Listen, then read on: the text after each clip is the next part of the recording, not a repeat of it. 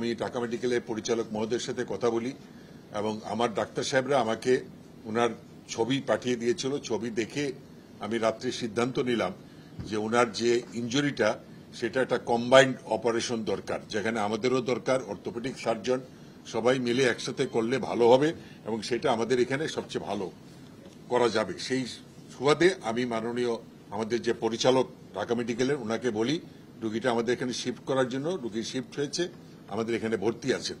আজকে সকালে মাননীয় প্রধানমন্ত্রী আমাকে ফোন করছিলেন ওনার সম্বন্ধে এবং উনি বলছেন ওনার কি, আমি ওনাকে সবকিছু বিস্তারিত বর্ণনা দিয়েছি এবং উনি আমাকে ওনার চিকিৎসার সর্বোচ্চ যা করা যায় সেই ব্যাপারে নির্দেশ দিয়েছেন এবং আমি ওনাকে মাননীয় প্রধানমন্ত্রীকে অবহিত করেছি যে আমাদের মেডিকেল বোর্ড হবে, সেই সিদ্ধান্ত আমরা ওনাকে জানাবো।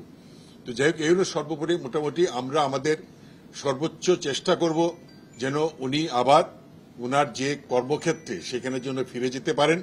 সেই ধরনের জন্য যা যা করার দরকার সব চেষ্টা, আমরা কিছু পরীক্ষা করব খুব দ্রুত এবং খুব দ্রুত আমরা ওনার অপারেশন করার জন্য প্ল্যান করে অপারেশন করব।